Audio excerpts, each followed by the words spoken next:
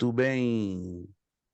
Isso mesmo, estamos gravando esta que é a segunda aula da nossa impactante matéria de evangelismo e missões. Segunda aula da nossa matéria Evangelismo e Missões, curso básico em Teologia, Academia Bíblica Bereia, núcleo da Strong Tower Church. Boa noite, a paz do Senhor, graça e paz. Shalom Adonai Baruch Hashem. Vamos embora. É um prazer estar com vocês, né, nesta tarde, aqui é tarde, né, aqui em Orlando, com certeza ainda deve ser tarde, né, o sol está devagarinho se colocando, se pondo, e aqui estamos com a nossa segunda aula de Evangelismo e Missões. Hoje é quinta-feira, 24 de agosto de 2023. E amanhã, para quem não sabe, né, datas festivas do Brasil, Dia do Soldado. 25 de agosto, não tem jeito como... Às vezes eu quero apagar o meu hard drive aqui para me esquecer de certas datas, mas não tem jeito não, é um negócio sério, meu Deus. Depois eu vou compartilhar vocês que eu tenho também na minha memória um negócio que eu tenho que apagar. Data de fundação de clubes. Teve uma época que eu memorizei, né, quando o Flamengo foi fundado, Palmeiras, São Paulo, Corinthians, é um negócio de doido. Que isso, pastores? Tem louco para todo quanto tem gosto, né? E teve um tempo que eu memorizei datas de 17 clubes Brasil a fundação. Eu quero, tô lutando para apagar tudo da minha mente, né? Porque eu quero ocupar com coisa mais produtiva. É para descontrair, gente. A gente passa um dia difícil, né? Hoje eu passei um dia difícil, uma semana difícil, mas graças a Deus, em tudo temos que dar graças. Graças a Deus. Página 6, por favor. Deixa eu aqui me adiantar a algo importante para que vocês saibam. Vocês observaram que é uma apostila um pouco recheada. E ela aborda dois módulos, né? Seriam duas temáticas: evangelismo e missões. Então, o que nós vamos fazer hoje?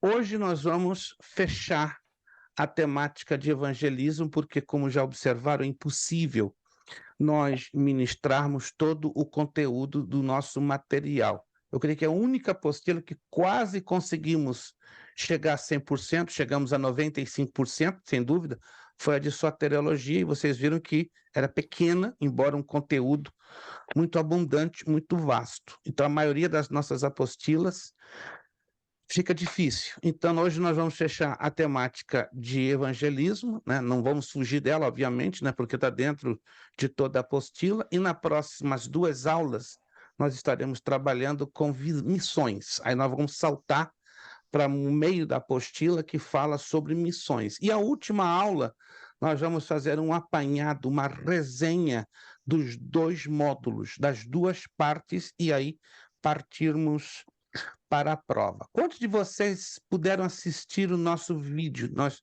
postamos hoje um vídeo de um pouquinho mais de 4 minutos. Quantos puderam assistir o nosso vídeo hoje? Isso, se você não pôde, assista lá, mas eu já vou falar rapidamente, né?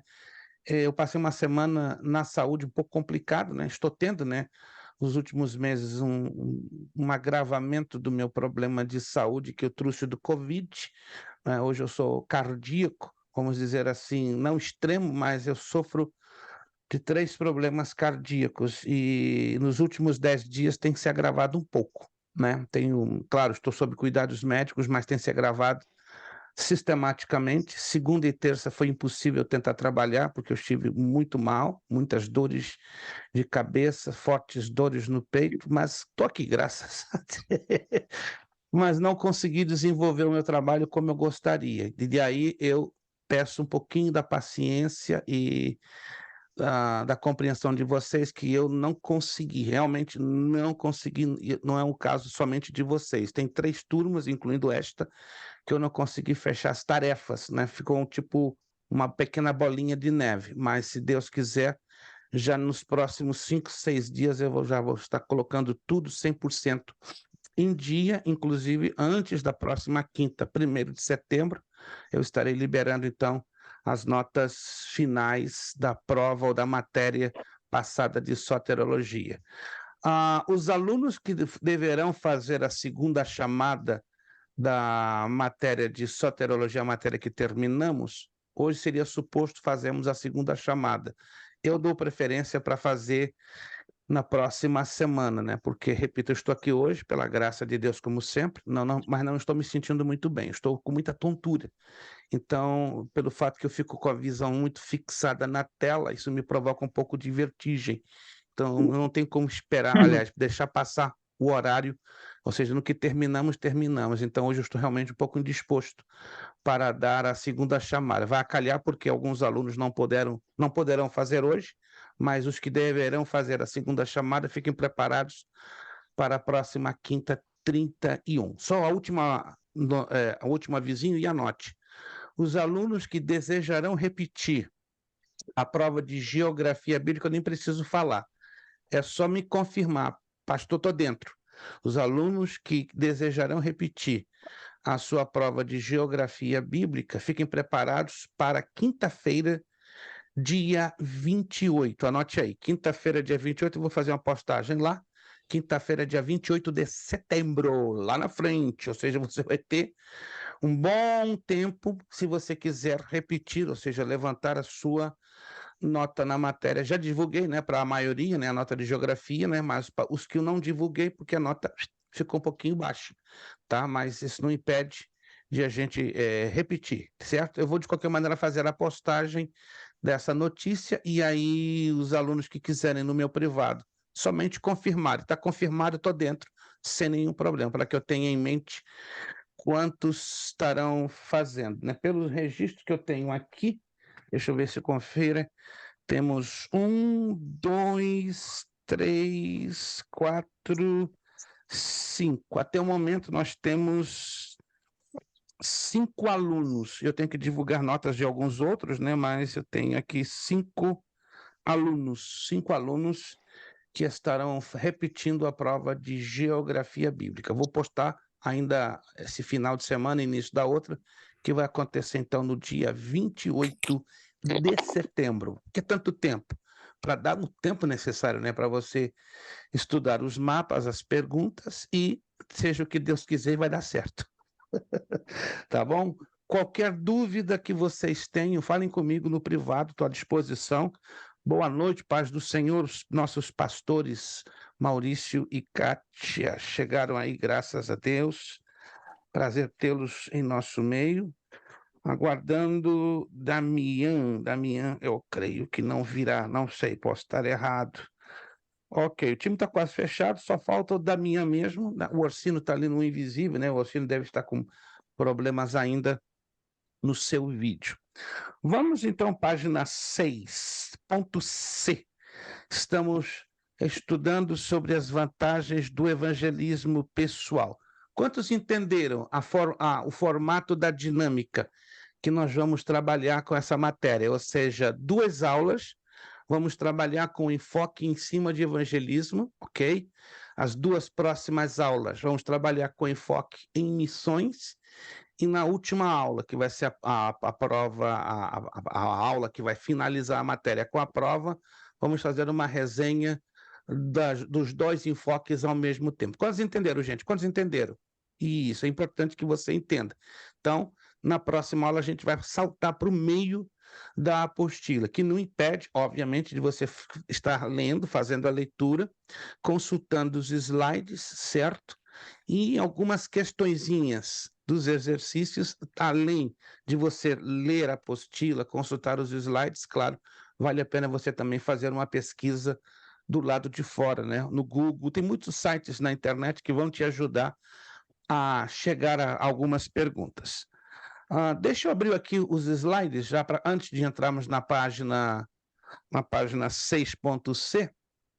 Isso, vamos só fazer um breve resumo, um breve resuminho, nada mais, nada menos. Isso. Vamos lá, deixa eu ver se eu consigo deslocar para cima. Ok. Quantos estão enxergando os slides? Quantos? Isso, maravilha, maravilha. Vamos lá. Vamos ter uma visão panorâmica de evangelismo e missões. É importante que tenhamos essa visão. Se você não tem esse slide, me deixe saber, porque que eu me lembre, está postado lá no grupo. Então, vai lá no grupo, puxa, corre o teu cursor, está lá em cima, bem lá atrás. Ou seja, procura 2 aulas atrás, que eu tenho certeza que eu fiz a postagem. Se por alguma razão você não consegue fazer o download desses slides, deixa-me saber que eu vou enviar então diretamente no seu WhatsApp, no privado, perfeito? Mas vamos lá, vamos ter uma visão panorâmica de ambas. A palavra evangelho, ela está ligada, né, intrinsecamente tanto com evangelismo como missões. Essa palavra, ela é de origem grega, evangelium, que quer dizer boas novas, boas notícias.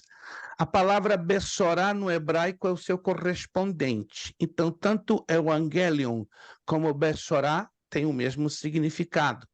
Boas novas, boas notícias. E isso entra para o Evangelho de Cristo, ou apontam essas 2 palavras para o Evangelho de Cristo, né, que é a única resposta para este mundo. Vamos visualizar rapidamente, né, o que já estudamos lá atrás, é importante, certo? Isso aqui não pode, de forma nenhuma, ser esquecido, ainda que eu entenda que é normal, né? É muita informação, são muitos detalhezinhos que as matérias em si trazem por si próprios, mas existem pontos que eu considero pontos nervosos ou pontos nevrálgicos que é interessante que você tenha anotado, né? Se a sua memória não lhe permite reter muita coisa, que é um pouco normal, né? Nem todos têm memória avantajada de Darwin ou de algum pensador importante, porque todos nós aqui temos um QI normal. Então, se você tem dificuldade em reter, anote, porque vale a pena. Uma visão bem rápida sobre os 4 evangelhos. Já passamos por essa matéria, mas repito, esses pontos que eu quero aqui expor, eles são muito importantes em serem memorizados. Vamos lá, Mateus. O nome Mateus, do grego, quer dizer dom ou presente de Deus. Mateus foi escrito para uma audiência judaica. Contém repetidamente a expressão o reino de Deus. Apresenta Jesus como o Messias. Perguntinha, vamos lá. Eu sei que esse povo abençoado aí de Tampa está com a mente fervendo de muita boa informação. A palavra Messias. Eu quero saber qual o seu correspondente no hebraico e o seu correspondente no grego e o significado, ou seja, a tradução em língua portuguesa da palavra Messias. Vamos lá. Qualquer aluno que se atrever a abrir o áudio e me dizer primeiro o correspondente da palavra Messias no hebraico e o correspondente no grego. E o que ambos significa, qual é a tradução de ambos os termos. Vamos lá. Que silêncio, papai do céu. Eu imaginava que ia ter uma intervenção rápida e imediata. Não estão se lembrando. Mashiach e Cristos. Vamos lá, devagar, devagar. Correspondente no hebraico, quem falou? Damian? Alguém falou e eu não consegui identificar. Damian, Mashiach. Boa tarde. Machia seria o correspondente em hebraico ou grego? Hebraico. Hebraico. E o outro correspondente no grego, qual seria? Cristo. Christos, ou Cristo. Perfeito. O que ambos significam? Qual a tradução em língua portuguesa para os 2 termos? Ungido. Ungido, excelente.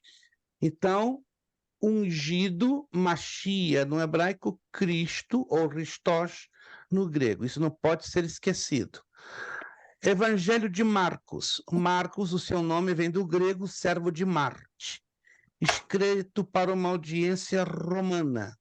Contém repetidamente a expressão Filho de Deus, apresenta Jesus como servo de Deus. Lucas, do grego, emissor de luz, escrito para audiência gentílica, contém repetidamente a expressão Filho do Homem. João, do hebraico, Yohanan, Deus é gracioso, favorável, escrito para uma audiência íntima, a igreja, contém repetidamente as expressões sinais, crer e vida. Então, essa é uma visão rápida, ok? Bem direta, bem objetiva dos 4 evangelhos. Está esta visão panorâmica dos 4 evangelhos nos slides. Peço a bondade, a gentileza que possam memorizar pelo menos essas 4 partes que têm características bem resumidas, né, bem colocadas, que isso vai, inclusive, ajudar vocês muito na realização dos exercícios.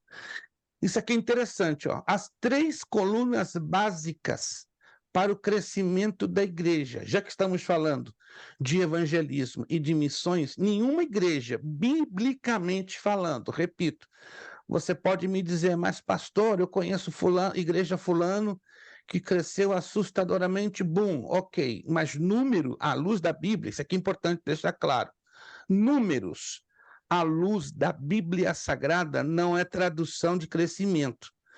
Quem criou essa ideia é uma ideia antropocêntrica, uma ideia humanística, porque se você estuda a fundo o livro de Atos dos Apóstolos, você vai descobrir que o crescimento genuíno, à luz da Bíblia, ela parte do espiritual, que, claro, vai trazer resultados no mundo físico ou na linha quantitativa. Eu lamento dizer que um bom número de líderes e pastores não conseguem entender a dinâmica tão objetiva e clara que está contida no livro de Atos dos Apóstolos. Eu costumo dizer que Atos dos Apóstolos é o manual do bom funcionamento de qualquer igreja local na face da terra, claro, adaptado à sua realidade cultural e social. E se esquecem que, ao estudarem o livro de Atos, o crescimento qualitativo é o prioritário. Deus prioriza primeiro qualidade, e a qualidade, claro, vai desencadear a quantidade. Vamos então ver as 3 colunas básicas para o crescimento da igreja, se é que a igreja está crescendo ou inchando, porque, em verdade, algumas estão com 3, 4, 5 mil números, mas elas não estão crescendo, elas estão inchadas, estão cheias de líquido, e não de massa, né, muscular, espiritualmente falando. Evangelização.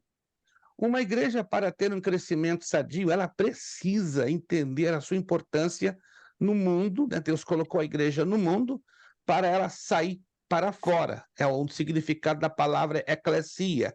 E sai para fora para fazer o quê? Propagar as boas novas. Uma igreja que não faz isso está em perigo na presença de Deus e em perigo com o próprio evangelho em si, porque é tentar colocar o evangelho, consciente ou inconsciente, em xeque-mate.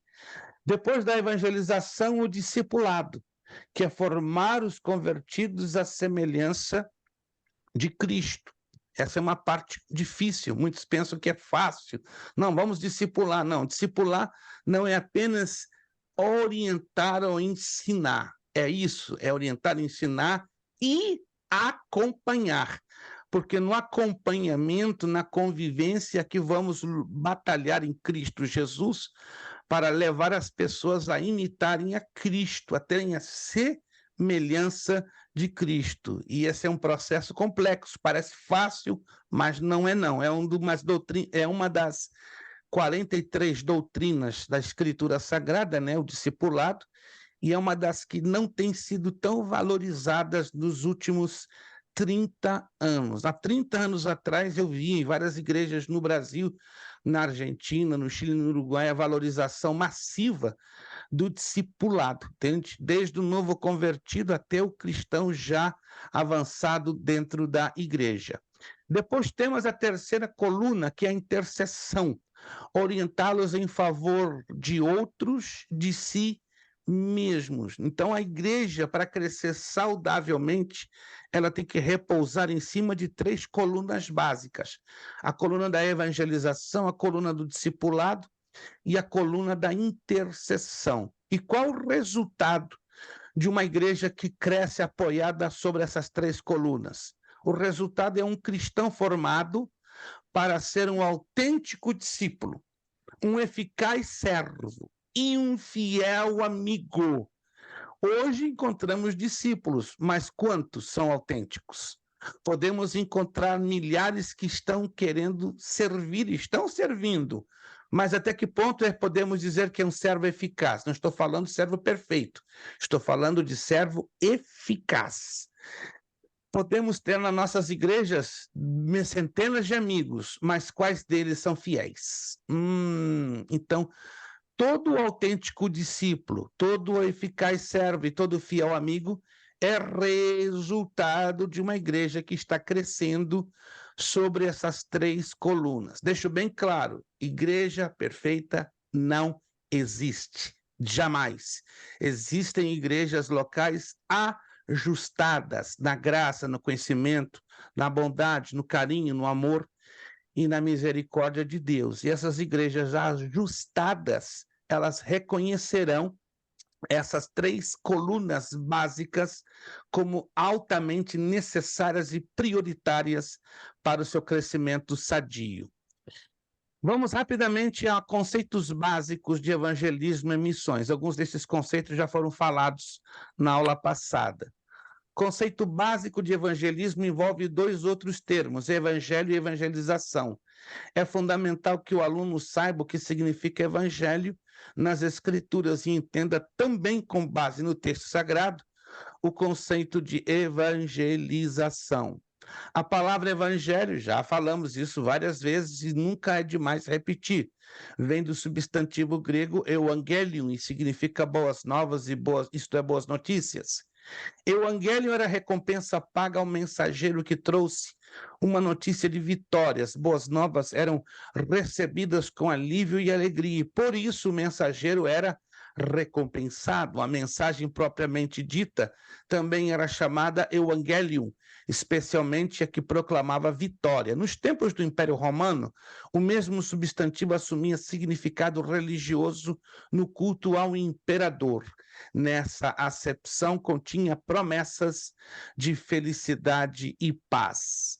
A palavra evangelho, olha que interessante, ocorre 72 vezes na Escritura Sagrada. Mencionamos algumas dessas palavras com as suas devidas variantes.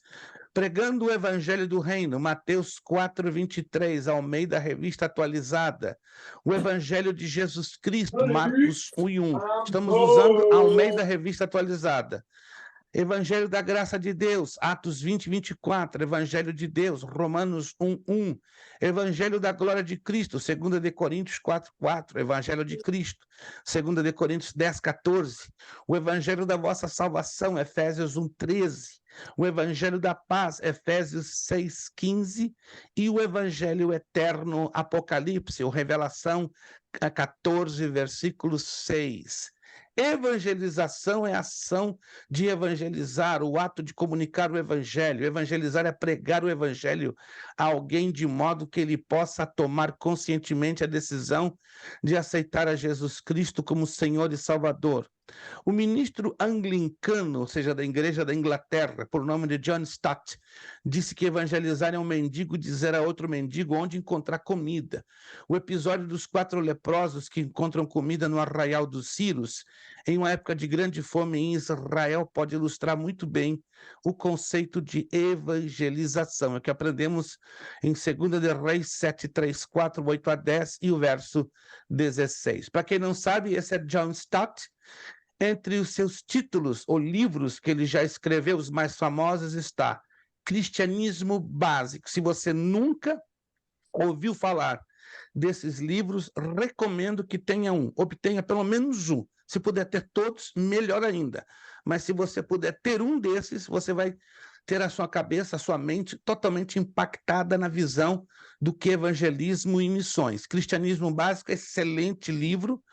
Crer é também pensar, excelente. Porque sou cristão, outro livro muito prático. A Cruz de Cristo. Eu creio na pregação, outro livro. Firmados na Fé, outro livro. O que tem vendido mais de todos esses é Cristianismo Equilibrado. É um livro fininho, publicado pelas edições CPAD, deve ter umas 70, 80 páginas, tem um fundo branco com um homem sobre uma balança, excelente, recomendo. Todos são muito bons, mas o Cristianismo Equilibrado vai dar uma mexida boa na sua cabeça. Entenda a Bíblia, são para aqueles que estão querendo aprender uma forma mais rápida e eficaz de estudar a Bíblia. Cristianismo Autêntico, o perfil do pregador, para quem gosta da homilética bíblica, excelente livro. Ouça o Espírito, ouça o Mundo, e o Discípulo Radical, que foi o seu último livro escrito. Excelente para que você que gosta de praticidade e profundidade, recomendo. Qualquer um deles são muito bons, mas eu enfatizo o cristianismo equilibrado. Até pouco tempo você encontrava no Amazon ao preço de $25, até pouco tempo. Eu estou um pouco desatualizado, porque eu compro muito pela Gerizim Books, tá? Vindo lá da cidade de Danvers, em Massachusetts, que eles enviam com frete gratuito, né? Dependendo da quantidade que você faça na sua compra. Vamos voltar, então, para a nossa apostila. As vantagens do evangelismo pessoal.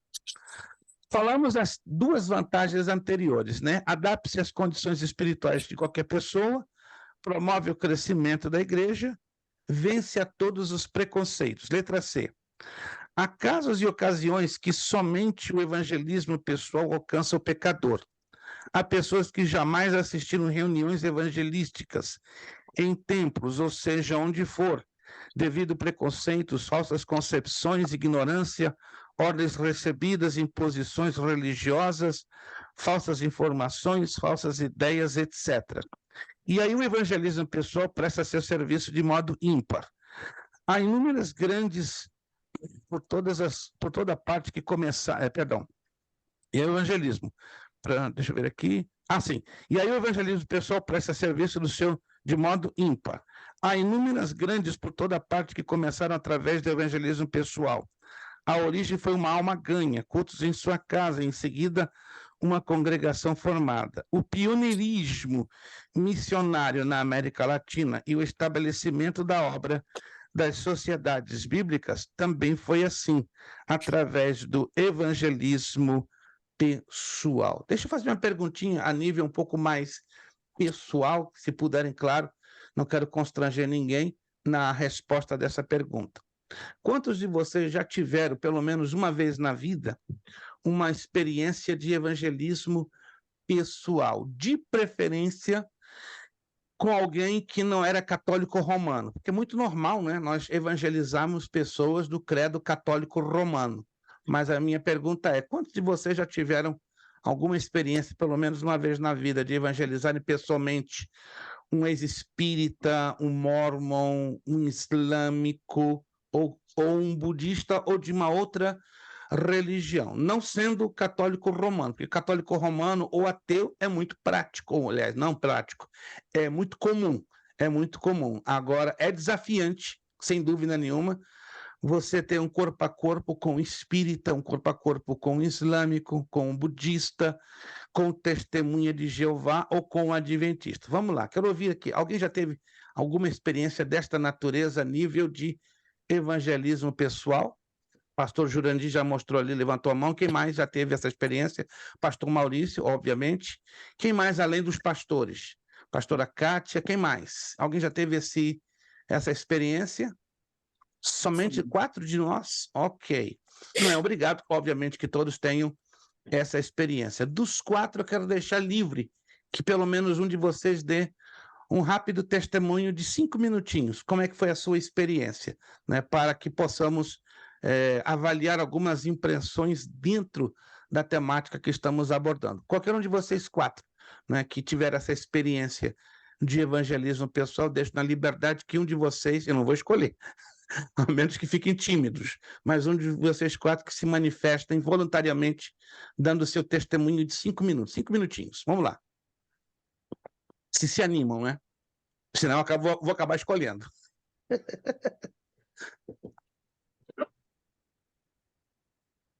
Nós tivemos um rapaz que visitou a igreja alguns anos atrás, se dizia agnóstico. Agnóstico, uau! E, na verdade, ele me procurou no final do culto e ele falou: eu gostaria de estudar a Bíblia que fosse estudada com o senhor. Eu falei: sem problema nenhum. E foi uma bênção. Nós nos encontramos algumas vezes. Aí ele se mudou para Washington para terminar a faculdade dele. E um dia ele me manda a fotografia dele de lá, que era o dia do batismo dele. E Oh, que lindo, graças a Deus está. Até onde que eu sei, lindo. está firme no caminho do Senhor. Ele ofereceu, a princípio, pastor, alguma resistência quando o senhor apresentou o evangelho ou os métodos de estudar a Bíblia, ou ele aceitou numa boa? Na verdade, a formação familiar era católica, mas Hum, ele, com a separação dos pais, havia se tornado agnóstico, que era o que ele tinha na cabeça. Então, ok. já na segunda vez que eu fui me encontrar com ele, eu pedi para ele trazer a Bíblia católica dele, então a gente estaria conversando com ela, talvez ele está usando a minha. E Deus nos abençoe. Que lindo, que lindo. Então, eu quero entender que, devido à formação católico-romana, vamos assim dizer, a via de acesso se tornou melhor fluida, não é? Melhor, claro que o Espírito Santo trabalhou de uma maneira muito especial. Perfeito, É, uau! eu usei esse ponto. Na realidade, o rapaz era muito inteligente e, na verdade, o espelho dele era o pai, né? Como ele queria ser como o pai, que era um camarada muito influente, então ele achava que pelo caminho do agnosticismo seria a forma mais certa. Ou certo, ele tinha um ponto de vista muito racional. Me corrija se eu Uhum. estou errado, né? Que os agnósticos em si próprios, né? Já confrontei muitos agnósticos, eles são muito racionais, apelam Racionais. muito ao intelecto, entende? A questão de fé é algo muito irrelevante para eles. Ser tudo prático. Exato, exato. Eles são super práticos, mas acima de tudo são muito racionais, muito. Quando entra no assunto de fé, aí já dá um problema, já esbarra, já arranha um pouco. Mas que lindo, pastor, eu lhe parabenizo. Que o senhor teve tática, o senhor teve estratégia, né? E teve, sobretudo, a graça e a unção do Espírito Santo. Não é, eu pergunto porque não é fácil Não, confrontar agnósticos. É difícil, pelo menos na minha humilde experiência de 8, 9 agnósticos, suem um pouco a camisa. não. Não é muito fácil, eles são bem, eu costumo dizer, são ossinhos duros de roer. Mas quando Jesus chega no coração de um agnóstico, pode ter certeza, assinar embaixo. Pensa num povo fiel e perseverante. Não, São eles. Olha, impressionante. muito melancólicos, né? Muito centrados. Extremamente. Exato, exato. Sistemáticos é a palavra. Excelente, pastor. Obrigado pelo seu testemunho. Uau, que fantástico, né? Todos entenderam o testemunho do nosso pastor? Que interessante essa experiência de evangelismo pessoal. E eu oro a Deus, né, que se você ainda não teve ainda, né, essa experiência corpo a corpo, tete a tete, cara a cara, oro a Deus que você o quanto antes tenha essa experiência, né? Porque é uma experiência prazerosa, tem os seus desafios, né? Traz em si seus enormes desafios que temos que estar constantemente preparados, não é verdade? Tendo uma visão, ainda que seja básica, das Escrituras Sagradas, mas com amor, com carinho, acima de tudo, com unção, saber refutar. O problema todo não é só apresentar o Evangelho. Eu creio que é prático, né? Para cada um de nós apresentarmos o plano da salvação. A questão mais difícil é a refutação, né? Exemplo, quem aqui já teve confrontação direta com testemunhas de Jeová? Alguém já que confrontou testemunha de Jeová? Ou somente eu? Alô? Sou eu, pastor Jurandir. Pastor Jurandir é o guerreiro, ele tem todas, né? Está lá segurando o bastião, a espada, a metralhadora, a bazuca. Só o pastor Jurandir que já teve confronto com os testemunhos de Jeová. Alguns de vocês já tiveram algum confronto? Não? Não foram sorteados ainda? Eu vou orar a Deus para Deus sortear a sua casa todo fim de semana com testemunho de Jeová. Senhor, sorteia os meus irmãos da Stone Tower Church com testemunho de Jeová por semana. Aí você vai ter cada um batendo na sua porta, um sábado e domingo. Aí você vai ver como é interessante e desafiante você conversar com testemunho de Jeová. Resumindo, só para você entender, né? Os testemunhos de Jeová, eles têm pontos em comum como fosse uma tabuada. Seriam de 4 a 5 pontos. 1, 2, 3, 4, 5 ou 4. A questão é você ter a graça de Deus e a base bíblica para saber refutar esses 4 ou 5 pontos. Se você não tiver base bíblica, e claro, a graça de Deus, a unção de Deus na sua vida, eles conseguem te colocar no bolso. Eles são muito persuasivos. Agora, mais persuasivo que o testemunho de Jeová são os Mormons. Os Mormons, se você não tiver uma base, até mesmo para que você visualize quem são eles até convertem os novos convertidos. Eu já vi eles enrolarem ou envolverem os novos convertidos com uma habilidade fantástica. Então, os Mormons são bem mais astutos, se assim posso dizer, que os testemunhas de Jeová. Há pontos nos testemunhos de Jeová que vamos usar como diziam os hispanos, é como se foram cables sueltos, ou cabos soltos, que é fácil você puxar aqui e acolá. Agora, com os Mormons, é um pouquinho mais complicado. Vamos lá, então 2.3, o manual do obreiro no evangelismo pessoal. É a Bíblia, é evidente. Ela é a palavra de Deus. E dele temos extraordinária promessa, porque assim será a palavra que sair da minha boca. Ela não voltará vazia, antes fará o que me apraz e prosperará naquilo que enviei. Isaías 55:11, ok? Também temos Tiago 1:21b, Salmo 126:5-6 e Romanos 1:10. Não quero entrar em detalhes por uma questão bastante ética, e repito, eu não gosto, não é do meu feitio, não é do meu estilo acadêmico, pedagógico, fazer menção de nomes de pessoas e muito menos de ministros, pastores, líderes, porque nossa intenção jamais é de denegrir a imagem de quem quer que seja, mesmo estando fora, digamos, dos carris ou das linhas do evangelho. Mas existe um líder evangélico nas redes sociais que está trazendo uma enorme confusão, enorme. Só você ficar ligado, ele está com vídeos tanto no Instagram, no Facebook, no WhatsApp, no Twitter, em todas as redes sociais que você imaginar. Ele é muito conhecido no meio brasileiro, não vou dizer seu nome, por favor, só deixo essas características. Ele é muito conhecido no meio de língua portuguesa, né? Ele é pentecostal, já estou dando... E aí parou aí. Mas o que de grave está acontecendo? Ele está fazendo afirmações descabidas, tais como a Bíblia contém a palavra de Deus. Alô? Alguém está percebendo o problema dessa declaração? Vou repetir.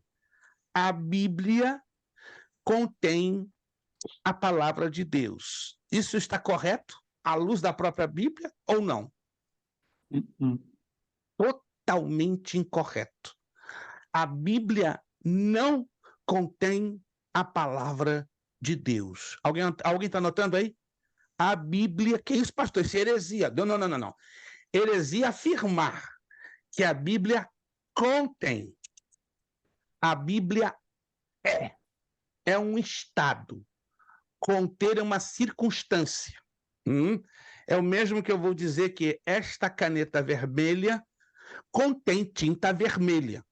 E uma coisa eu dizer, esta caneta é a tinta vermelha. É mentira, essa caneta aqui não é a tinta vermelha, mas ela contém... Alguém está me entendendo, gente? Quem está me entendendo? Ela contém a tinta, ela é o receptáculo, ela é o depositário da tinta vermelha. Agora, este livro, ele mas é um livro, pastor, capa de couro, páginas, marcador. Ela é porque ela é viva. Não é um livro, não é um manual de medicina, não é um manual de enfermagem, não é um manual de história geral, ela é a palavra viva, eterna, poderosa e transformadora de Deus. Quem crê nisso, gente? Desculpa, eu estou fazendo essa perguntinha de criança, mas de repente alguém aqui está na dúvida. Não, ela não contém, irmão, por favor. Ela é. Então, muito cuidado, não da parte apenas deste pastor, deste ministro, desse líder conhecidíssimo nas redes sociais, mas você vai ouvir isso da boca de muitos, mas muitos que estão aí propagando uma ideia que a palavra de Deus não é a palavra de Deus, que a Bíblia contém a palavra de Deus, e já está chegando ao absurdo de alguns a mesmo dizerem que a Bíblia precisa ser reescrita. Quem está sabendo dessa heresia, né? Que tem os loucos aí dizendo que a Bíblia tem que ser reescrita. Quem chegou a ouvir alguma coisa falar disso? Cuidado, gente, cuidado. E é gente famosa, é gente de peso.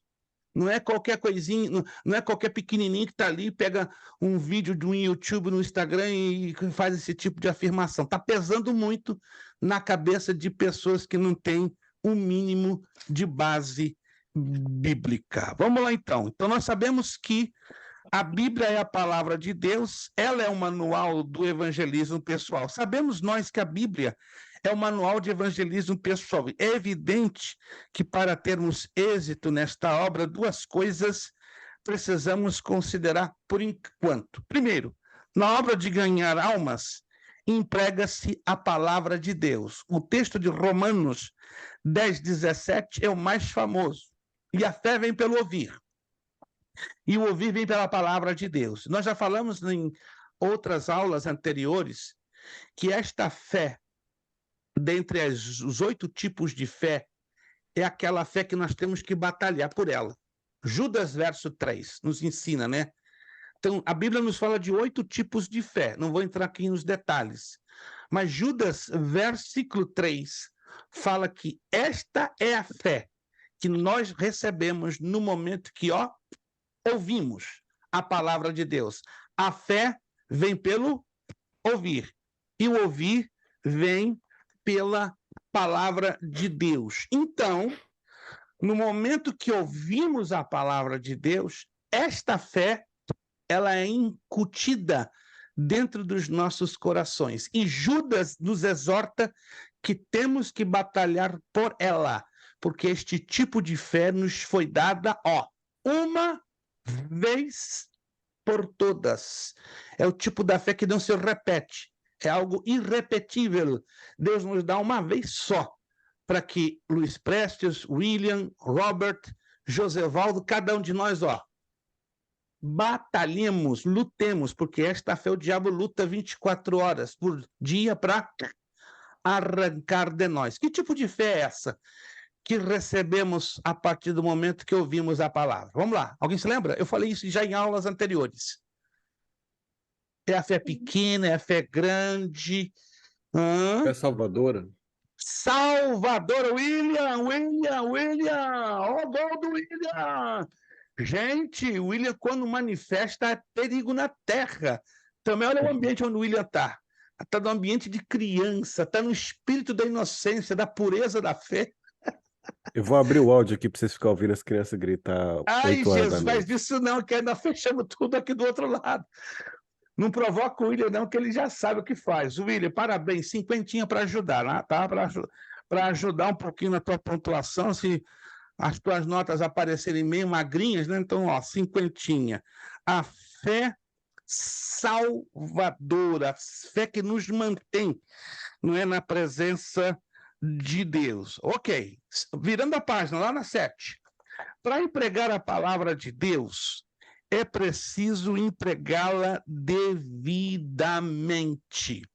2 de Timóteo, capítulo 2, verso 15. Alguém, por favor, um de vocês pode pegar a Bíblia e ler em voz alta? 2ª carta de Timóteo, capítulo 2, versículo 15. Quem pode ler? Já lemos esse texto por diversas vezes, mas aqui tem coisinhas que às vezes nos passam desapercebidos. 2ª carta a Timóteo, capítulo 2, versículo 15. Quem puder, abra o seu áudio e leia com a sua robusta voz. Procura apresentar-se a Deus aprovado, como obreiro que não tem de que se envergonhar, que maneja bem a palavra da verdade. Josevaldo, gostei dessa tua entonação, né? Não sei se já foste locutor de rádio FM, mas gostei. Pode ler de novo? Gostei de ouvir, gente. Está sendo gravado, vamos ouvir, José. Tô falando sério, Josevaldo. Gostei de ouvir a tua a tua entonação, ficou muito bonita. Vamos lá, repete para mim, por favor. Procura apresentar-se a Deus aprovado, como obreiro que não tem de que se envergonhar, que maneja bem a palavra da verdade. Eu peço redobrada atenção, né? Porque alguns textos não podemos passar por alto, compreendem? Não podemos passar desapercebidos. Prestem atenção na minha pergunta. Nesse texto exato de 2 de Timóteo 2,15, tem 3 coisas que muito nos chamam a atenção. Estas 3 coisas, para vocês terem uma ideia, elas não aparecem com muita frequência em nenhum só versículo. Este é um dos poucos versículos da Bíblia que encontramos essas 3 coisas juntinhas. Você pode encontrar em outros textos uma coisa dentro de uma dessas 3 em um versículo, 2 em um versículo, mas é muito difícil, é raro você encontrar outro texto que contenha essas 3 coisas ao mesmo tempo. E elas são realmente chamativas. Preste atenção, você que lê observando o texto. Mas se você ainda não tem o hábito de ler observando as particularidades que um texto apresenta, claro, vai ficar um pouquinho difícil você detectar essas 3 coisas. Vamos lá. Quais são as 3 coisas incomuns? Já vamos mudar a pergunta, porque elas são incomuns. Tá? Você não encontra com muita frequência em um outro texto apresentando-as ao mesmo tempo. Estão me entendendo? Essas 3 coisas elas não são frequentes em outros textos da Bíblia. Você não vai encontrar um segundo, um terceiro, um quarto, um quinto texto com esses mesmos 3 ingredientes.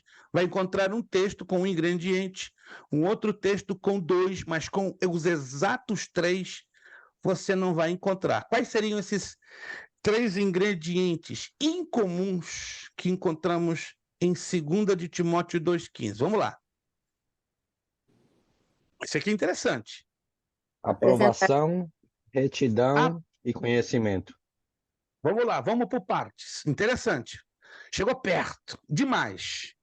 Aprovação, retidão e conhecimento. Vamos, então, melhorar esse negócio. Primeiro, aprovação. Essa parte é importante. Procura te apresentar-te a Deus aprovado. Se o Espírito Santo inspirou a Paulo para escrever a Timóteo, Timóteo, procura-te apresentar-te a Deus o quê? Aprovado. Deus não seria incoerente através de Paulo para recomendar a Timóteo para se apresentar de qualquer maneira. E aqui nós aprendemos uma coisa importante. Em nos apresentarmos a Deus, podemos estar aprovados ou reprovados. Estão me entendendo, gente? Se Deus está dizendo, procura apresentar-te o quê? Como? De que forma? Aprovado. Porque isso implica que existe também o posicionamento de reprovado. E tem obreiros que estão se apresentando diante de Deus como? Em uma posição completamente reprovada.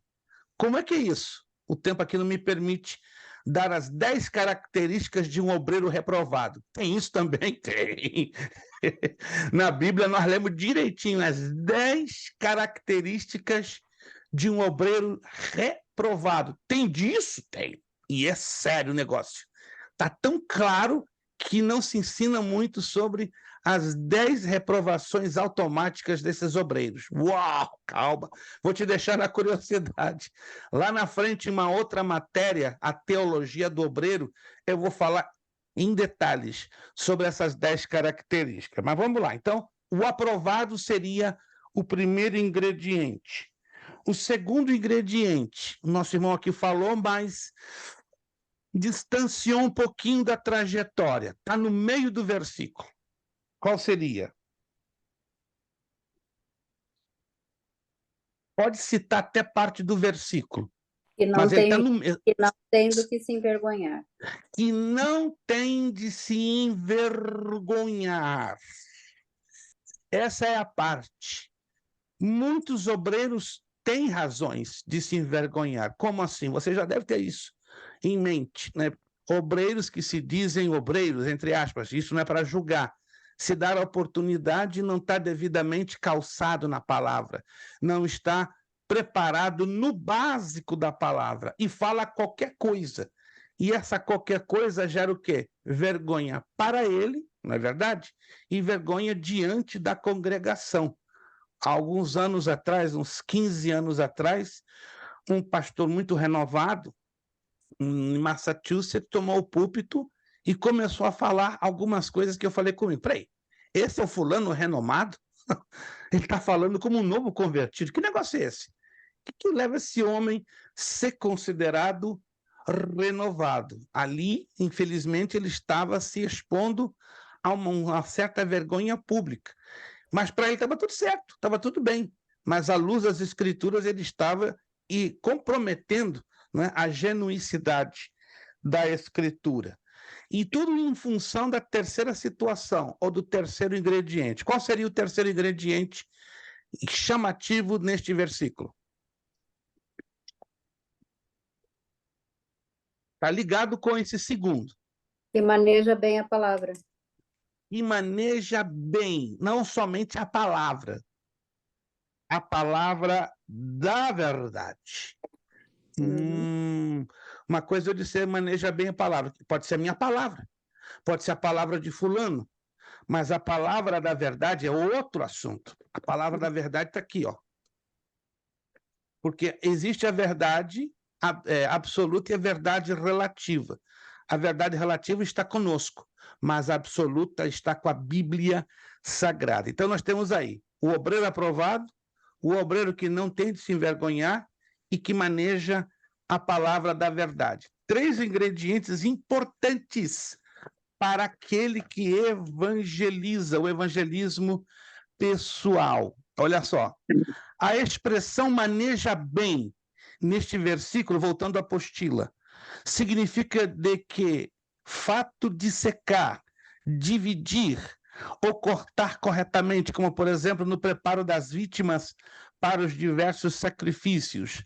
Refere-se principalmente à correta aplicação do texto e mensagem de toda a Bíblia. Nós vamos falar disso na matéria chamada hermenêutica e exegese bíblica. Essa matéria está dando um pouquinho de dor de cabeça para algumas turmas do básico. Por quê? Porque nós planejamos ela funcionar com 5 aulas, mas já 2 turmas pediram uma extensão de mais 3 aulas, porque é a chamada chave da correta interpretação do texto sagrado. Eu não me importaria, claro, havendo necessidade aqui no nosso grupo, fazer uma extensão de mais 3 aulas, porque vocês vão observar isso. Já na primeira aula, a importância capital, a importância tremenda da hermenêutica bíblica. Muitos desprezam. Não, para que hermenêutica? Não precisa de hermenêutica. Então, como é que você vai interpretar corretamente um texto fora do seu contexto? Isso é perigoso, não é? Os mormons, os testemunhos de Jeová, os adventistas fazem isso. Aí tem aquele famoso jargão popular. Texto fora de contexto gera o quê? Alguém se lembra? Texto fora de contexto gera o quê? Pretexto para heresia. Pretexto para heresia. Tá? Mas isso lá na frente, a gente vai chegar nessa matéria.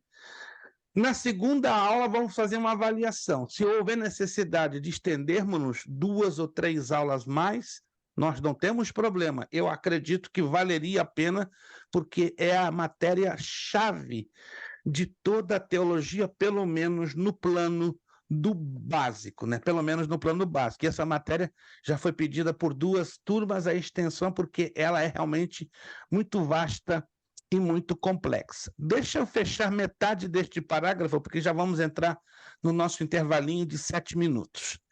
É fato reconhecido que é muito mais fácil falar a palavra de Deus a uma multidão do que a uma só pessoa. Isso já temos por claro. Quem fala um auditório não é interrompido para perguntas à partes, argumentação, etc. Já quem fala uma pessoa poderá enfrentar tudo isso. Há pecadores que aceitam a mensagem da salvação sem objeções e argumentações, mas outros apresentam escusas tais se o crente não conhecer devidamente as Escrituras, ficará em situação vexatória, ou seja, de vergonha. Não quero aqui fazer uma pergunta que vá criar nenhum tipo de constrangimento, mas você conhece alguém, conhece alguém que você já viu ou ouviu falar que ao expor a palavra de Deus a um incrédulo passou por algum tipo de vergonha? Em que sentido? Não estava suficientemente preparado e aí foi o quê? Duramente confrontado ou rebatido com as argumentações contrárias. Exemplo, né, um católico romano sendo evangelizado por alguém evangélico. E aí a pessoa que estava evangelizando, né, não teve suficiente argumentação bíblica. E aí vem o católico preparado, calçado, expõe ao crente, né, que está evangelizando a uma situação que chega a ser vergonhoso, porque provando que ele tem mais argumentação, ou seja, ele está mais calçado no conhecimento do catolicismo romano do que o próprio cristão no conhecimento bíblico. Alguém de vocês conhece alguém que já passou por essa experiência? Não precisa entrar em detalhes. Conhece alguém ou não? Só eu que conheço? Uau! Eu conheço há dezenas que tentaram evangelizar um católico, um testemunha de Jeová, um adventista, mas foram durissimamente rebatidos. Por quê? Porque não tiveram, esses que estavam evangelizando, suficiente argumentação bíblica. Mas o que quer dizer ter suficiente argumentação bíblica? Conhecer a base do plano da salvação. Gente, a base do plano da salvação é tão simples que parece que gera uma medusa de 14 cabeças na vida de alguns crentes. Nós vamos falar alguma coisa sobre isso ainda dentro desta matéria. Gente, são 9h04. Vamos fazer, então, um intervalinho de 7 minutinhos. 7 minutinhos no relógio, tá? Você não precisa desconectar, é só apagar o vídeo, caso queira, né? Colocar no silencioso. E aí, em 7 minutinhos, nós voltamos, tá bom? Contando de agora 7 minutinhos, vai lá ao banheiro, toma sua água, descansa, relaxa um pouco. 7 minutos, já estamos de volta. Obrigado.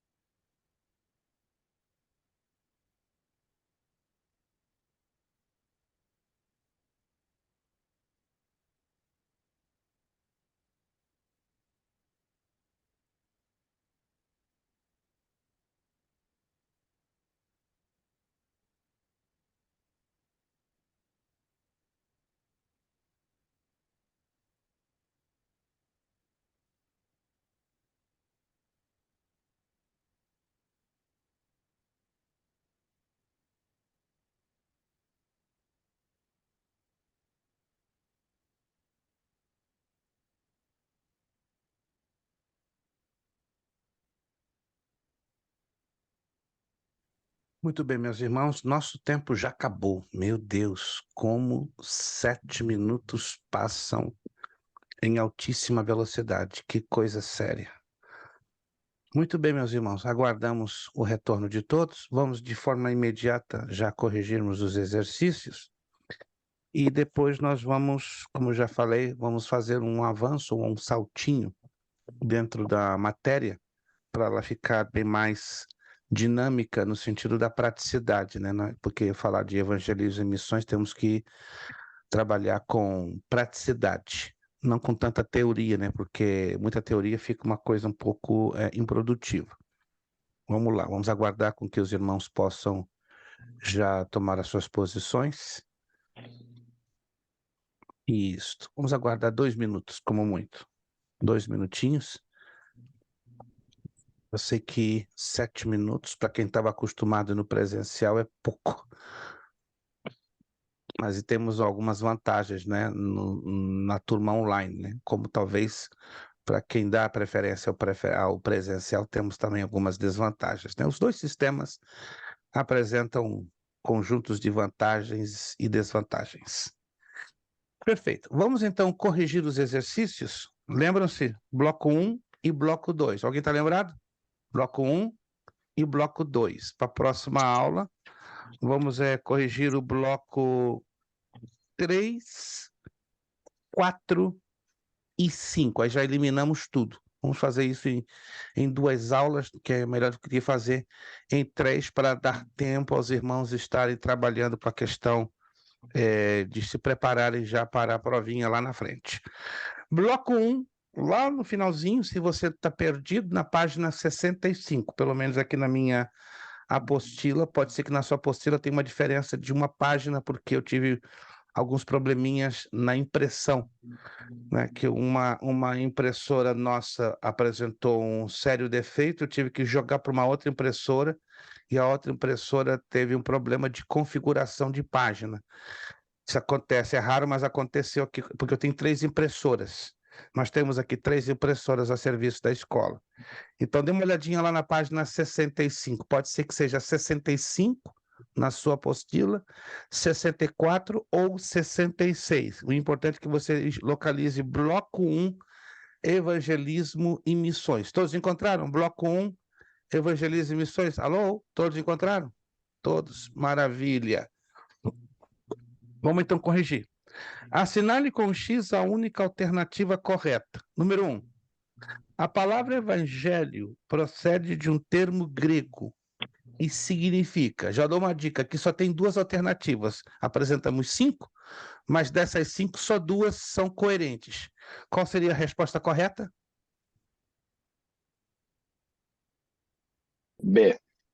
Letra B, Evangelium, boas novas. Falamos hoje, lembra-se? Falamos exatamente hoje na apresentação dos slides. Então, número 1, letra B, Evangelium, boas novas. Número 2, não, essa se você errar, dá vontade de demitir. Dá vontade de demitir. São os chamados evangelhos sinóticos. E sinóptico quer dizer qual das 5, qual é a correta? B. Alguém pode repetir, por favor? B. D de dado. Mateus, Marcos e Lucas. Visão conjunta. Letra D de dado. Mateus, Marcos e Lucas. Considerado número 3, a síntese do Evangelho. Então, o capítulo da Bíblia que você entende, estuda, lê como o resumo dos 4 evangelhos. Todos os 4 evangelhos, tematicamente, estão contidos neste capítulo da Sagrada Escritura. Isaías 66, Romanos 1, João 3, primeira carta de Timóteo 4, ou nenhuma das respostas anteriores. Qual seria a correta?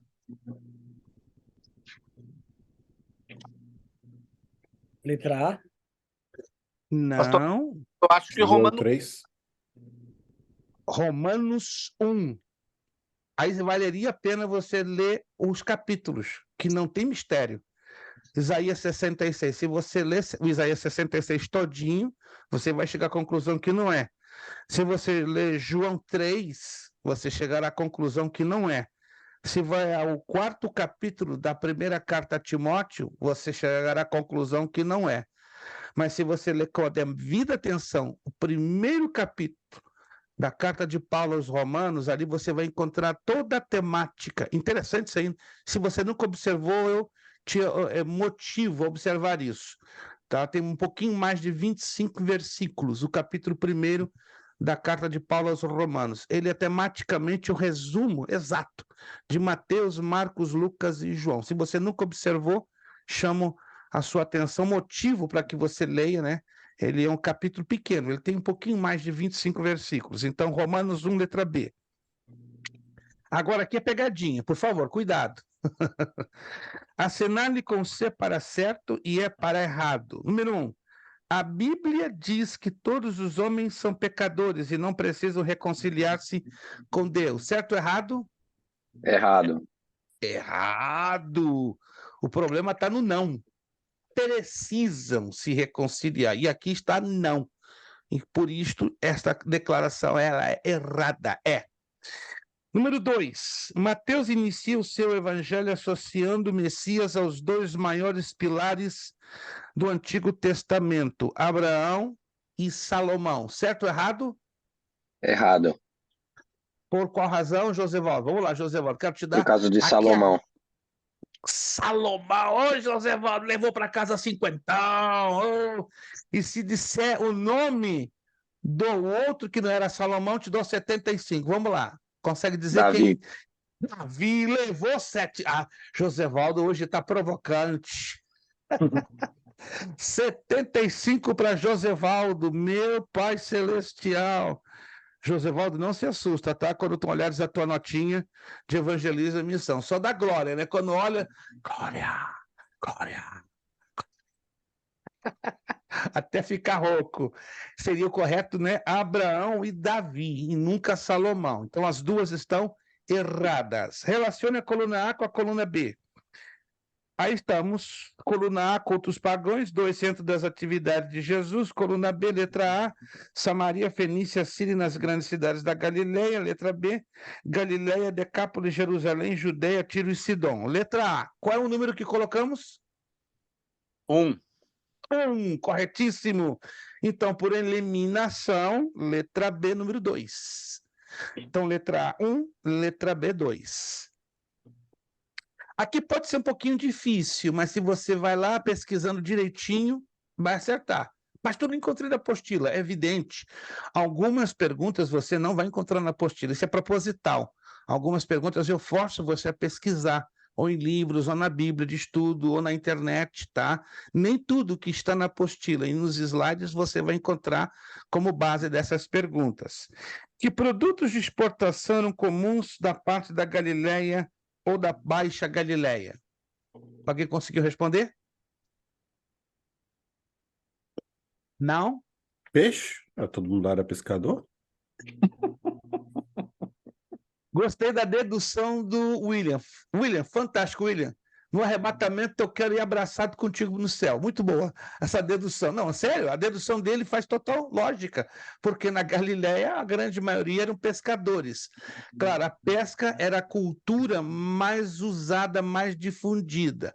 Abaixo da cultura da pesca tinha a cultura dos cereais e azeite de oliva. Mas o William está corretíssimo, tá?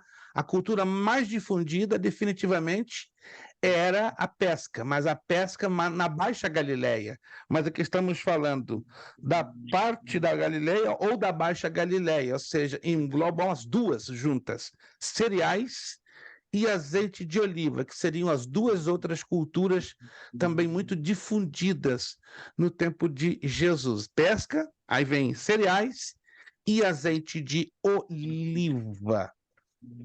Virando a página do bloco 2. Bloco 2.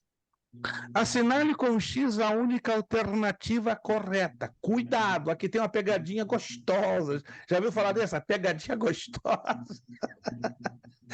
Porque se você não ler com atenção, vai ficar com um gosto amargo, vai ficar gostosa. Vamos lá. Com a morte de Salomão, o reino hebreu dividiu-se em 2. Porém, citamos um deles. Qual é a melhor resposta que aqui se encaixaria?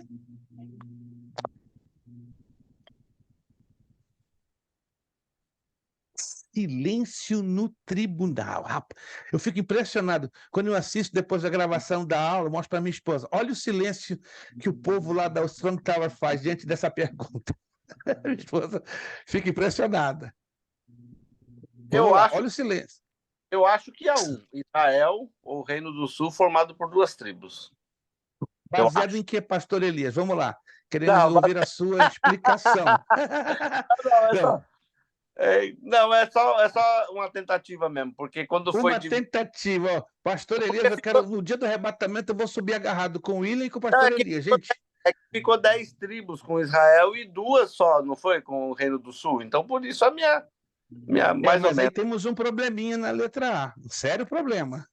Okay. Se o pastor ler com atenção, nós temos aí um seríssimo problema. Uma inversão geográfica, segundo a sua abordagem. Então não pode ser a letra A, porque aí se constituiria uma inversão geográfica. Ok. Vamos lá, qual seria a letra, gente? E. Letra E, eu acredito. Qual? Então B de bola. Letra B de bola, povo amado.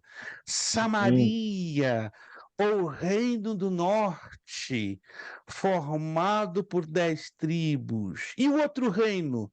Judá, Reino do Sul, formado por 2 tribos. Quer anotar? Vale a pena anotar.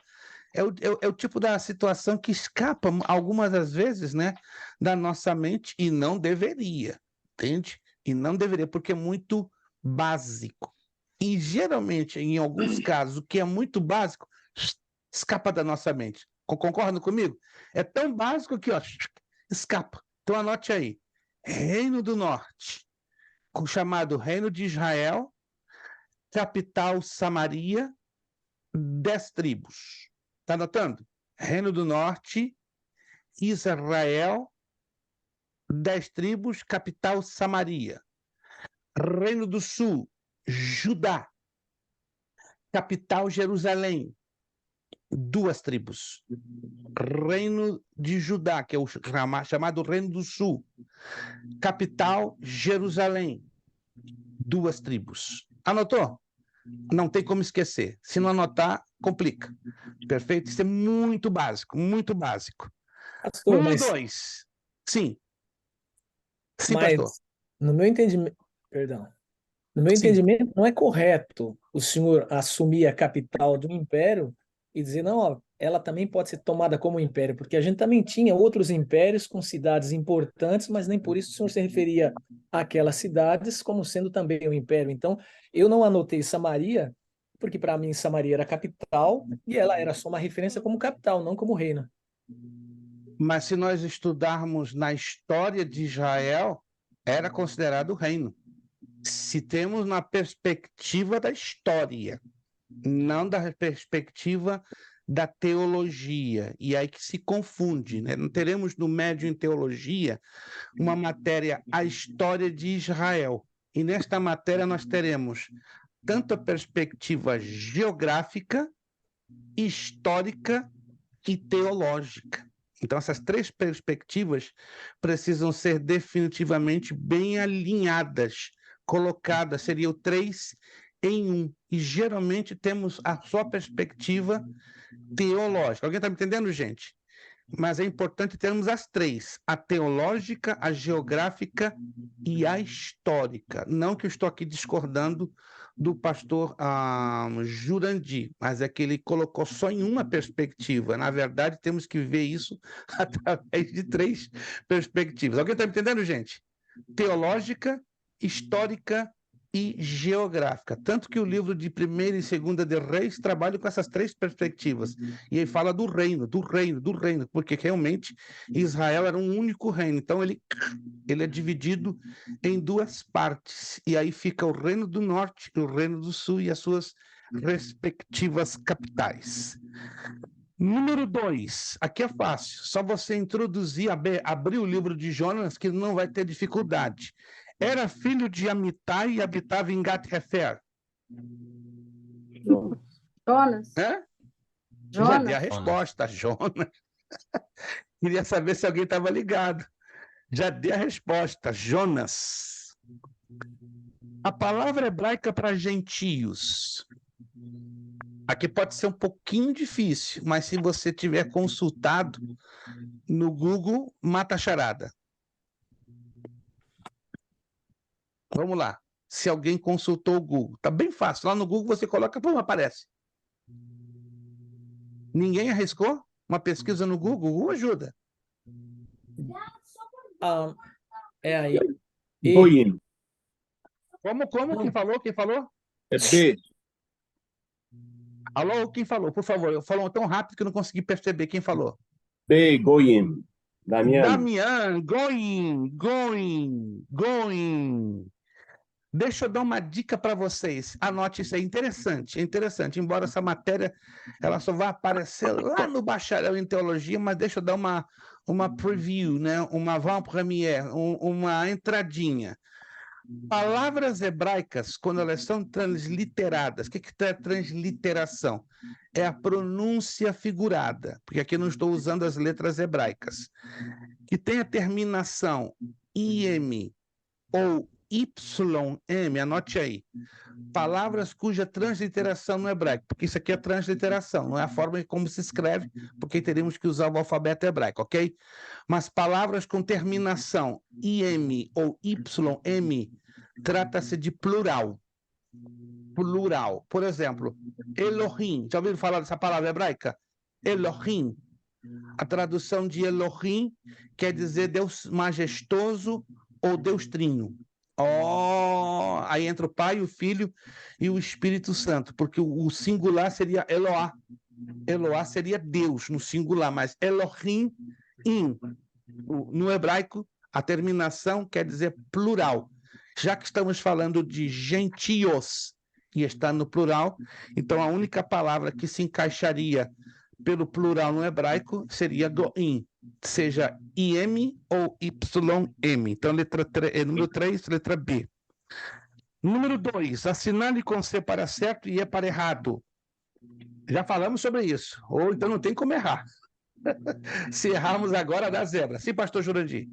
Pastor, então, o senhor disse, eu fui no Google dar uma olhada e Goin estava lá como nações. Então, Rua Vento, Goin nações, Sefer, beleza ou elegância, e Baruch, bendito.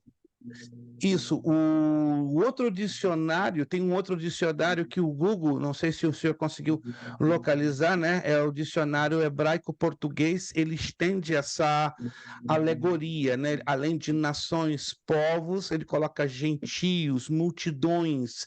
Então não está de todo correto. Então, talvez nesta parte, o irmão encontrou a definição em parte, porque ela é bem mais ampla. Nações, multidões, etnias, povos, gentios. Então, é bem ampla a definição de Goim. Essa é a característica da língua hebraica. Dependendo do site que o Google lhe direciona, ele vai dar uma definição um pouquinho mais restrita, mas tem uma listinha que, se o irmão continuar buscando, vai encontrar gentios.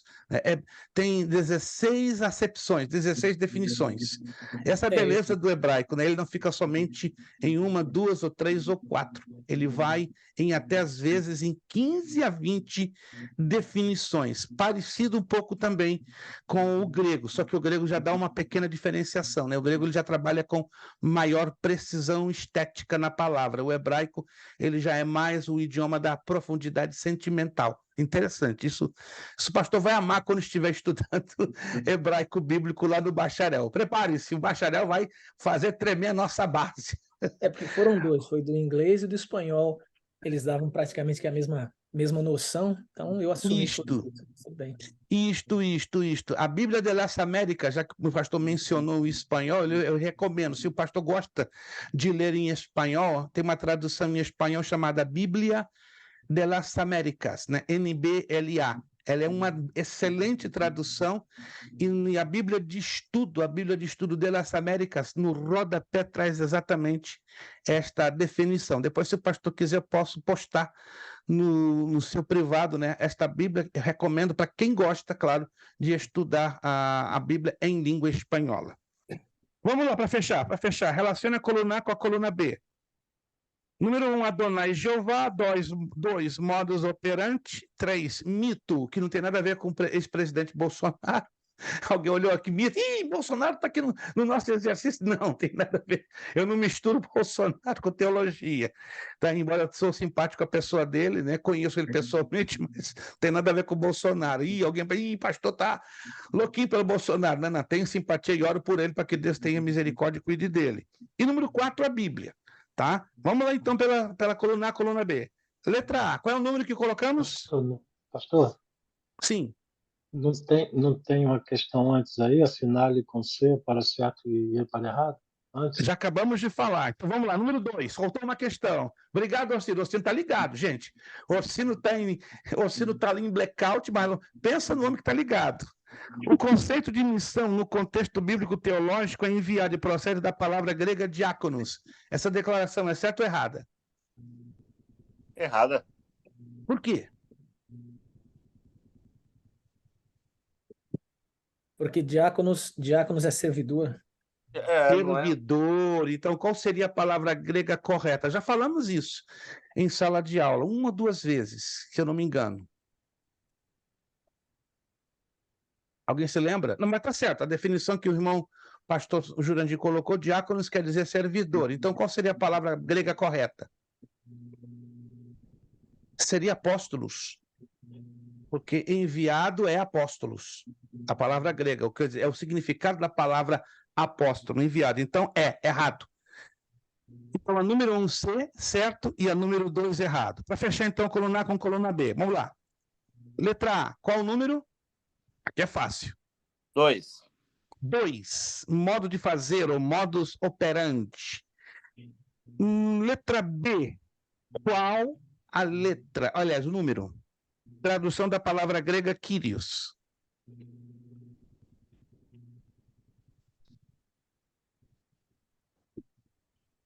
Eliminação, né? Vamos fazer então por eliminação. Se a B você não consegue, qual é a letra C? C, eu pus 4. 4. Então vamos lá, ficamos lá com 4. C, apresenta o fundamento, o norte e as estratégias missionárias. De todo aqui, claro, é o mais óbvio, é o número 4, a Bíblia. Letra D, qual seria a letra? Enviar, mandar. 3. 3, mito, porque é no latim.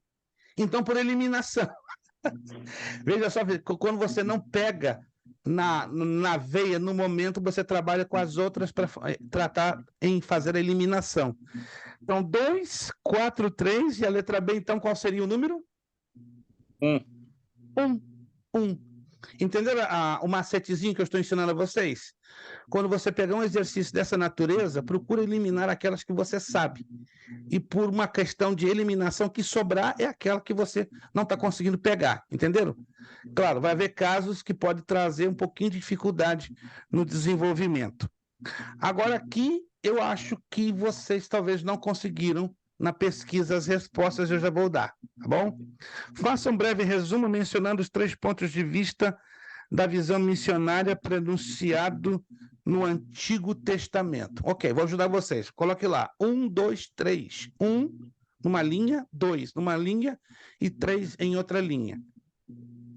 Eu vou dizer então quais seriam esses 3 pontos. Também você encontra no Google, pesquisando, e nos slides tem algo que fala também. Número 1, exemplificada no comissionamento dos patriarcas. Número 1, exemplificada no comissionamento dos patriarcas. Exemplificada no comissionamento dos patriarcas. Número 2, cantada nos Salmos.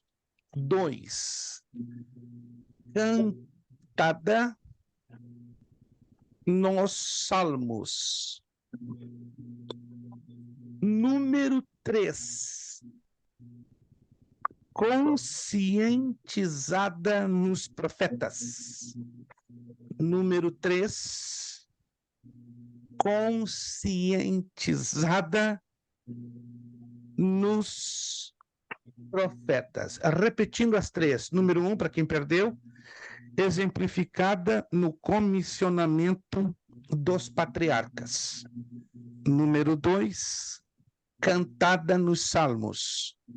Número 3, conscientizada nos profetas. Tudo certinho? Alguém perdeu alguma coisa? Só gritar aqui agora. Ninguém perdeu alguma coisa? Irmão Marcos, perdeu alguma coisa? Abra o seu áudio que está fechado. Por favor, por gentileza. Explica para mim, por favor, porque eu não entendi nada dessa questão. Faça um breve resumo, mencionando os 3 pontos de vista principais da visão missionária pré-nunciado. Aonde? No Antigo Testamento. Porque nós temos aquela visão que a visão de missões só aparece no Novo Testamento, correto? Essa é uma visão da grande maioria dos evangélicos. Não, começou com Paulo, com as viagens missionárias. Não, essa seria a concretização no ângulo prático e ativo, porque a igreja se moveu para fazer a obra missionária e Paulo foi o chamado apóstolo dos gentios. Concorda com isso? Paulo, então, que deu o pontapé das missões a nível mundial. Mas lá no Antigo Testamento, nós vamos encontrar uma visão pré-anunciada, ou seja, uma plataforma de preparação, uma plataforma de lançamento para esta visão missionária. Aí começa com quem? Com os patriarcas, Abraão, Isaque e Jacó. Dos 3, quem é o mais importante? Abraão.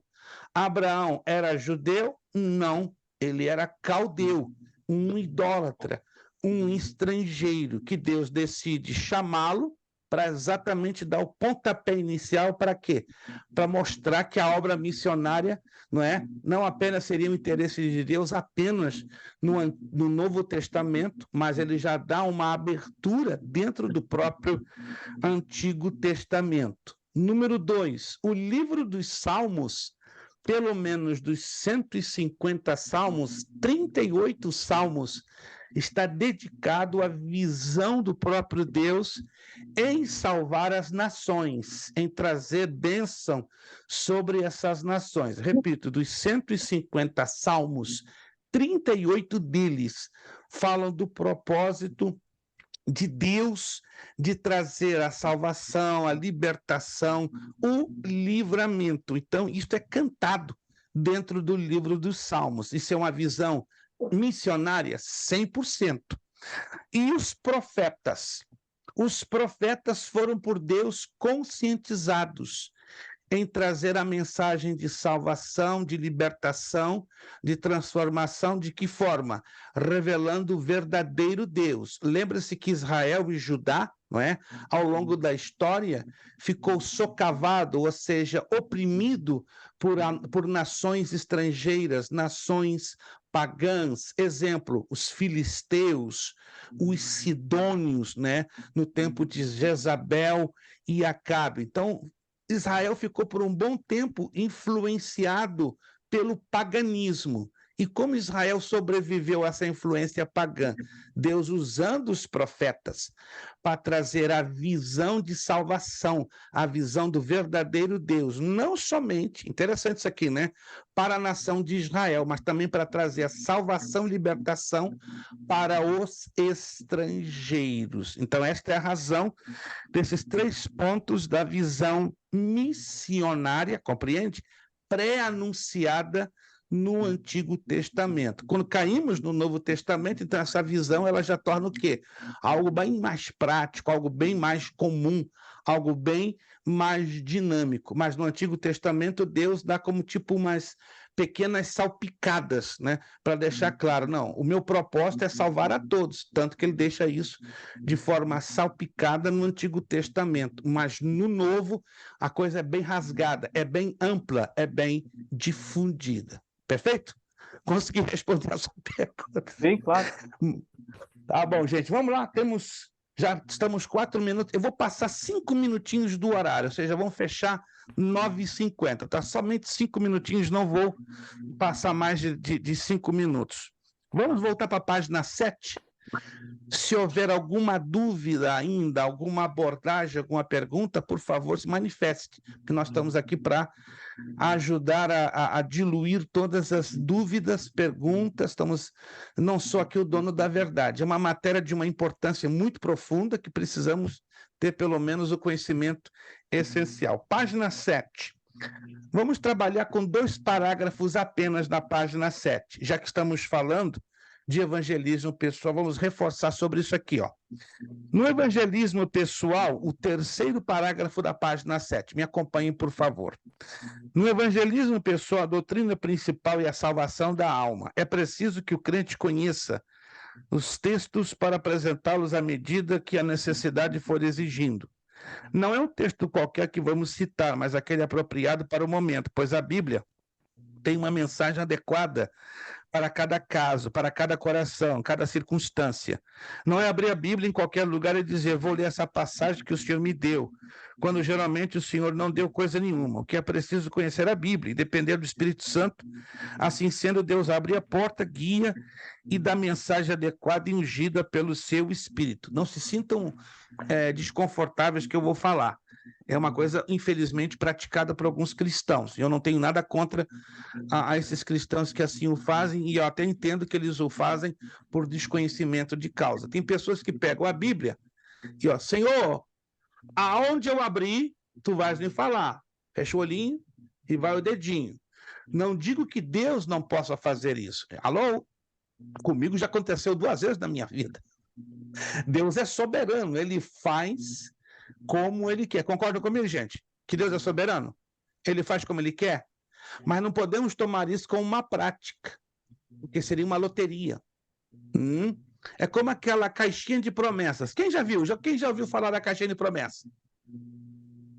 Alguém já teve a curiosidade de abrir a caixinha de promessas toda, debulhar e ver os versículos? Não tem um versículo de exortação, não tem um versículo de condenação, não tem um versículo de confrontação, não tem um versículo que diga, por exemplo, vai, toma vergonha na cara e não peques mais. É só promessa, é só mamão com açúcar, é só facilidades. E isso é bem complicado. Então, não estou querendo dizer que no momento que você abrir a Bíblia, Deus, aleatoriamente, você escolhendo um texto, ele não vai falar com você. Ele pode, comigo já aconteceu 2 vezes, talvez com você já aconteceu 1 ou 2 vezes, mas não vamos fazer disso de uma regra. Alguém está me entendendo, gente? Não vamos fazer disso de uma regra, porque aí queremos fazer com que a Bíblia seja um tipo de uma roleta russa e não é. Nós temos que ter o estudo, o compromisso de ler e estudar a Escritura Sagrada para nos preparar para evangelizarmos. É oportuno lembrar que o Espírito Santo e a Palavra de Deus jamais se contradizem. Quem se julga espiritual deve conhecer e amar a Bíblia, e quem seguir a Bíblia deve andar segundo o Espírito. A razão por que muitos crentes chamados espirituais são cheios de meninices, escandalosos e extremistas. É porque não estudam a palavra, conduz ao fanatismo. Conhecer a palavra e não ter o Espírito conduz ao fanatismo. Se você deseja que o Espírito Santo lhe use, inclusive na obra de ganhar almas, procure ter o instrumento que ela emprega, a palavra de Deus. Então, os dois extremos são perigosos, né? Fanatismo, legalismo, ou seja, se você é muito adepto à palavra, só palavra, sem a unção do Espírito, o que você vai chegar a ser um legalista. Ou se você valoriza muito as coisas espirituais, você cai no fanatismo. Então, os dois extremos são muito perigosos. Então, lutemos para ficarmos aonde? No meio, no equilíbrio. Por isso que Pedro fala, né? 2 de Pedro 3,18. Crescer na graça e no conhecimento. Para finalizarmos essa parte aqui que você vê, como devemos estudar a Bíblia, se você se lembrar, ela aparece um pouquinho na parte da matéria de bibliologia. Eu coloquei aqui só por colocar de propósito para você relembrar dos princípios de estudo bíblico, mas nós não vamos abordar porque o tempo está um pouquinho apertado, certo? Na página 8 ao 9, são dicas práticas e úteis ao estudo bíblico. Interessante, eu sugiro que vocês observem isso com muito carinho e atenção. Na página 10, o Evangelho no Antigo Testamento, certo? Eu falo disso na matéria de síntese do Antigo Testamento e na matéria Os Evangelhos.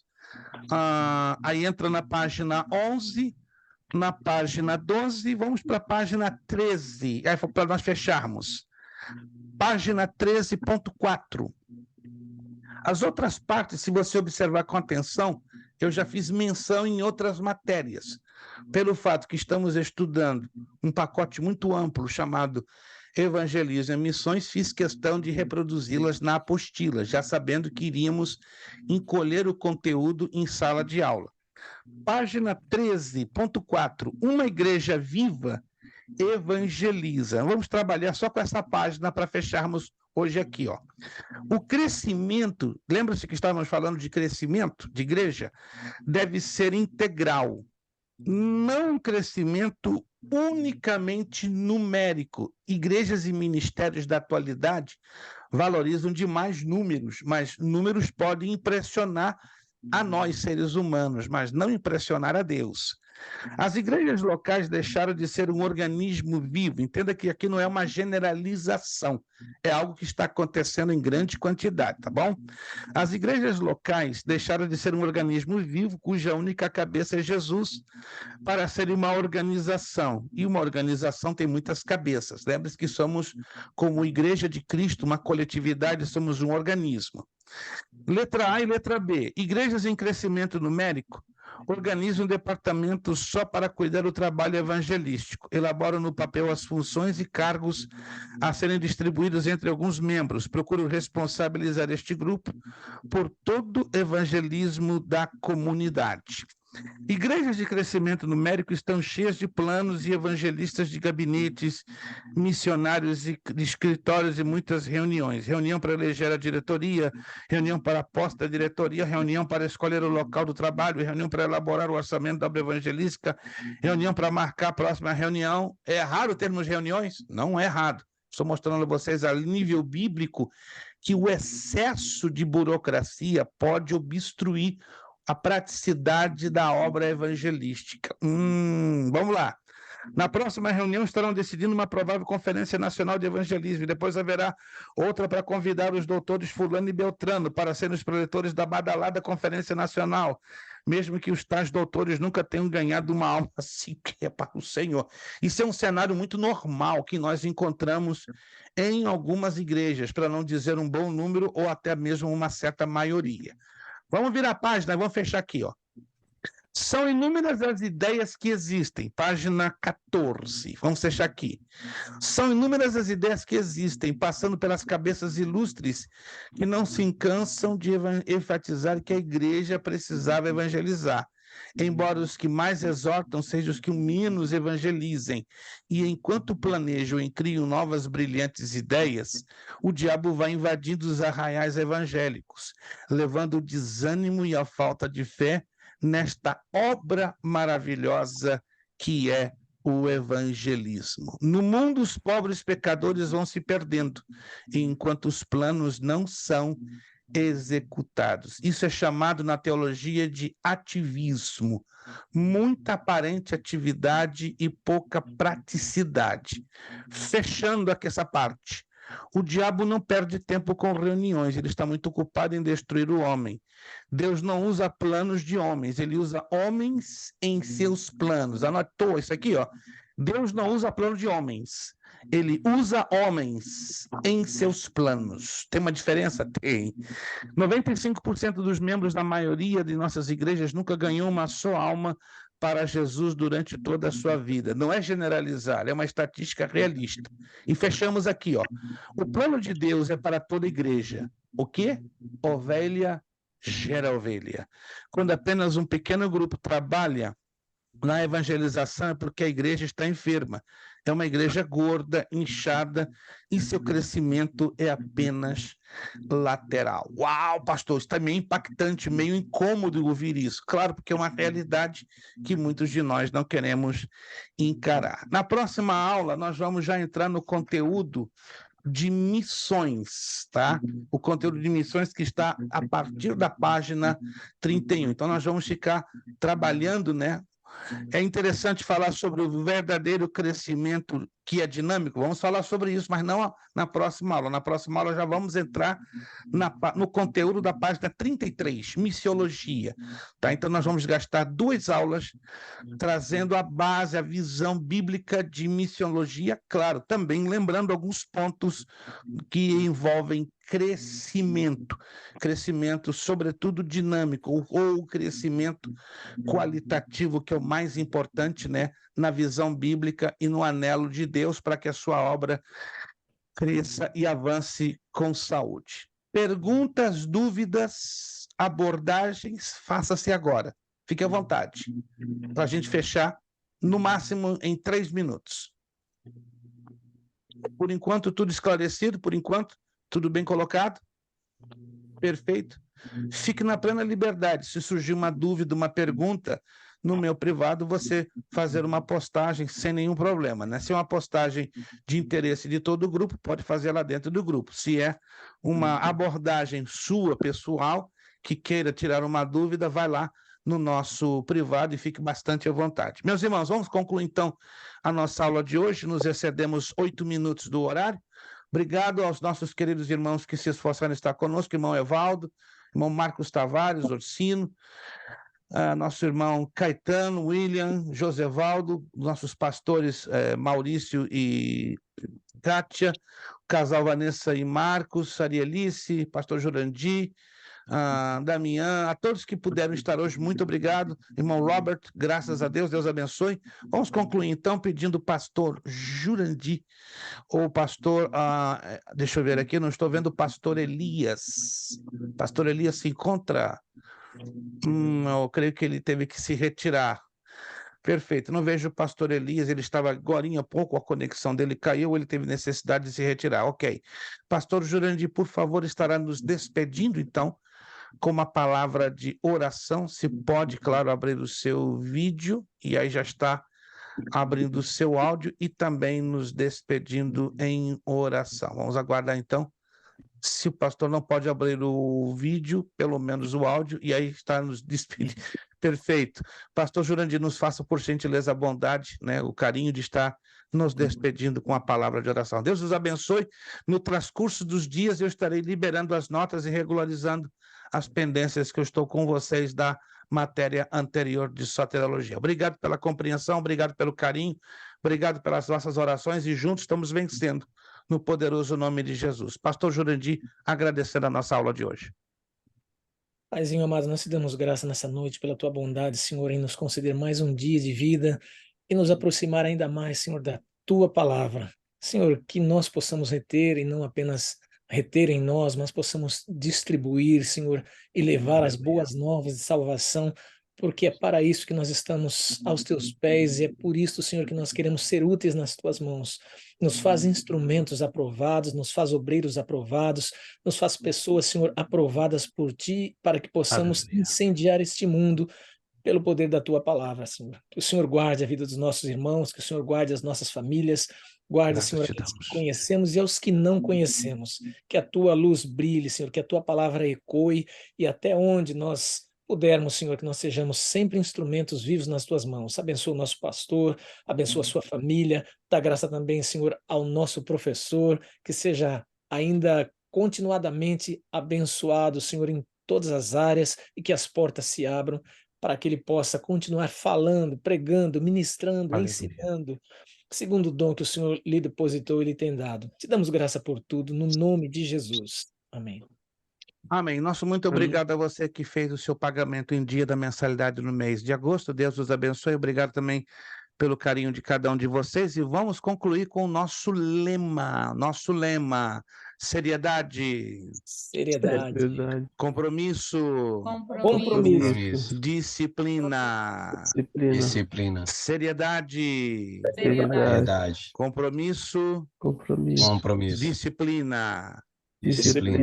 Seriedade. Compromisso. E disciplina. É necessário que ele cresça. E que eu diminua. É necessário que ele cresça. E que eu diminua. É necessário que ele cresça. E que eu diminua. E a Deus damos o que? A glória, a honra e o poder. Muito obrigado, Deus os abençoe. Os alunos que não fizeram a segunda chamada da última prova, preparadinhos para a próxima semana, dia 28. Muito obrigado, tenham um ótimo dia, uma ótima noite, uma ótima semana. Vejo vocês na próxima aula, 31 de agosto, com a bênção do nosso Deus. Obrigado, boa noite, a paz do Senhor a todos, em o nome de Jesus. Muito obrigado.